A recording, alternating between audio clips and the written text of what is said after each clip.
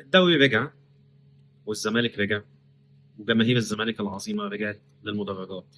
الزمالك قدر في افتتاحيه بطوله الدوري ان هو يكسب فرق من الفرق الصعبه، وفي لغه كره القدم الفرق الرخمه، مع مدير فني محترم، فرقه سيراميكا كليوباترا والمدير الفني علي ماهر. ماتش من الماتشات الصعبه اللي قدرت انك انت تعديها، ومن اصعب ال- المواجهات اللي ممكن تقابلها وكمان تجي لك في بدايه بطوله الدوري، خاصه ان جماهير الزمالك كانت قلقانه لان نتائج الماتشات الوديه كانت سلبيه وما كانتش محفزه الجماهير قوي ان شكل الفريق هيبقى كويس. بس الحمد لله بفضل الله الزمالك قدر يلعب ماتش كويس تكتيكيا، وقدر يعمل ماتش كويس جدا، خاصه عن فرقه زي فرقه سيراميكا كليوباترا.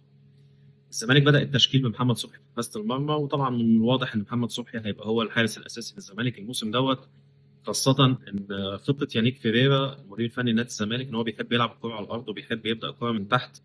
محمد صبحي من احسن الحراس اللي بتقدر تلعب برجليها. على اليمين عمر جابر، على الشمال بن تايك، في النص في نص الدفاع الونش وحسام عبد المجيد. بيلعب قدامهم في نص الملعب دونجا ومحمد شحاتة وناصر ماهر وعبد الله السعيد وكان شيكو بانزا، وقدامهم ناصر منسي مهاجم الزمالك الاسطوره. طبعا بدايه الماتش سيراميكا كليوباترا قادره ان هي تحافظ على الكوره في رجليها، بتعمل نقلات سريعه، شكلها في الملعب احسن. الشوط الاول ما كانش احسن حاجه لنادي الزمالك. آه، نسبه الاستحواذ بتاعت الكوره كانت اعلى مع سيراميكا، ولكن ما كانش فيه هجمات خطر قوي غير هجمه تقريبا لفخري لقاي من ناحيه من الناحيه اليمين نادي الزمالك، ودخل قطع جوه ال 18 ولعب الكوره، ولكن الحمد لله بفضل الله يعني عدت على خير. طيب الشوط الثاني الزمالك قدر يحسن الاداء شويه، وقدر ان هو يلعب على ما بين الخطوط ما بين عند سيراميكا، وقدر يعمل هجمات، وقدر ان هو يحسن من شكله كويس، وقدر ان هو يحافظ على الكوره بشكل احسن. والتغييرات ساعدت جدا في الموضوع دوت لغايه الباصه السحريه من ادم كايد لناصر ماهر الجريء اللي جوه ال 18، لف بالكوره وشاطها، خبطت غيرت اتجاهها، ولكن احرزت الهدف الاول لنادي الزمالك قبل ما يجي الجولدن بوي محمد شحاته نجم المباراه ونجم نادي الزمالك عشان يحرز الهدف الثاني من نص الملعب تقريبا، في هدف هيبقى من اجمل اهداف بطوله الدوري السنه دي، وهدف هيفضل في الذاكره لان الاهداف ديت من الاهداف اللي بتعلق مع الجماهير وبتعلق مع اللاعب نفسه. طيب ماتش الزمالك الجاي مع المقاولين العرب يوم السبت ان شاء الله باذن الله، هل الزمالك هيلعب بنفس الاداء وبنفس التشكيل اللي لعب بيه، ولا هيبقى فيه تغييرات على الاداء وعلى اللعيبه؟ تعال نقيم خط خط كده للزمالك. محمد صبحي اكيد هيحافظ على مكانه، خاصه انه طلع بشباك نظيفه للماتش، وقدر يعمل تصديات كويسه، وقدر يبدا الكره من تحت بطريقه كويسه، فاعتقد ان محمد صبحي خلاص هو الحارس الاساسي للزمالك الموسم ده. على اليمين عمر جابر ما حدش هياخد مكانه، على الشمال بن تايك لان لسه فتوح راجع التدريبات قريب، ما اعتقدش فتوح هيخش التشكيل الاساسي في اسرع وقت يعني. قلبين الدفاع حسام عبد المجيد والونش. بالنسبه للخطه اللي بيلعب بيها ينيك فيريرا، محمد اسماعيل هيكون افضل واحد موجود في خط الدفاع من وجهه نظري انا الشخصيه جنب حسام عبد المجيد.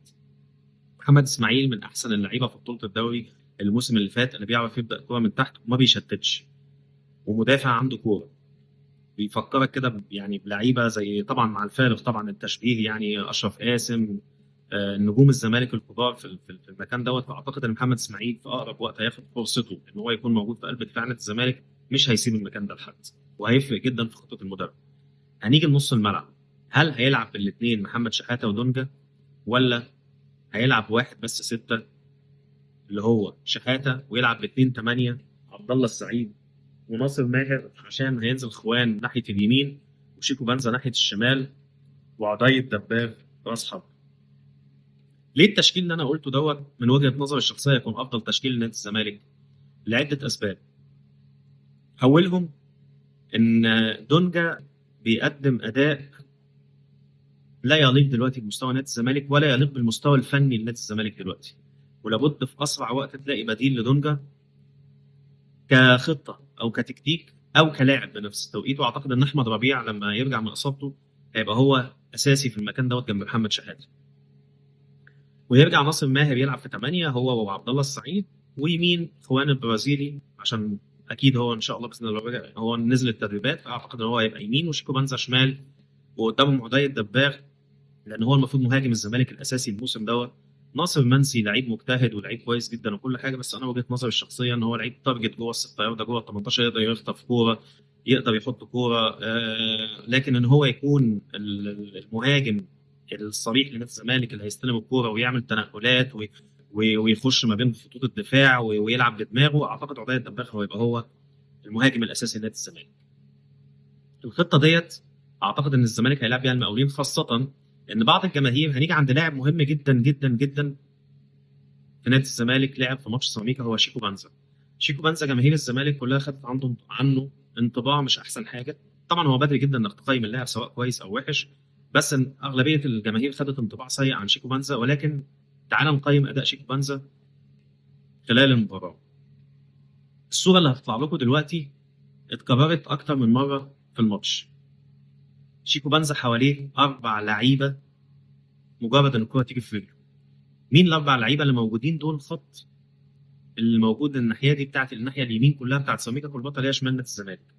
طيب ايه السبب اللي يخلي شيكو بنزا باين بالاداء دوت؟ اولا شيكو بنزا قطع 3 كور وعنده حماس، بس هو عايز يعمل كل حاجه في الكوره. فده خلى دي اول نقطه خلت الجماهير حاسه ان هو مش عارف يرقص، مش عارف يعدي، مش ما شاطش ولا كوره على الجون. ولكن هو كمجمل اداء تعالى قيمه فنيا. عليه 4 لعيبه زي الصور اللي باينه قدامكم دي، كل كره ما تيجي في رجله عليه 4 لعيبه دول، لان دي اقوى ناحيه هجوميه بيعتمد عليها علي ماهر اصلا في هجوم نادي السيراميكا. اداء شيكو بنزا بان بالطريقه ديت لان اللاعب نص الملعب اللي المفروض يمين ناحيه الشمال يغطي مع شيكو بنزا ويساعده هو دونجا، وطبعا احنا فاهمين يعني ايه دونجا. الناحيه الثانيه ان في ضعف من المسانده الهجوميه من ناحيه بنتايج، واللي ممكن دي تكون تعليمات المدير الفني لنادي الزمالك بسبب قوه الجبهه دي. الجبهه اليمين دي في سيراميكا كليوباترا كان فيها احمد هاني وعم السوليه واسلام عيسى، وبيضم عليهم كمان فخري لقاي. وتقريبا 90% من هجوم نادي سيراميكا هي من الناحيه دي. فتقريبا برضه انه ممكن يكون كان المدير الفني مدي تعليمات لبنتايك انك انت خليك ورا عشان تقدر تصد الهجوم من الناحيه دي. ده اللي خلى شيكو بنزا يبان بالطريقه ديت. ولكن انا وجهه نظري ان شيكو بنزا من اللعيبه اللي هيكون ليها دور في تشكيل نادي الزمالك السنه دي، ومن اللعيبه اللي هتثبت نفسها الماتشات اللي جايه. وان شاء الله باذن الله هيبان الكلام ده في ماتش المقاولين، لان ماتش المقاولين مش هيكون تكتيكيا اقوى من ماتش سيراميكا كليوباترا ولا بنسبه التقفيل. واعتقد لو لعب بالتشكيل اللي انا قلت عليه دوت، وبقى شيكو بنزا عنده اريحيه في الانطلاقات اكتر، هيبان مستواه الحقيقي وهيبان قد ايه هو هيفرق مع نادي الزمالك وهيبدا يشتغل ان شاء الله باذن الله.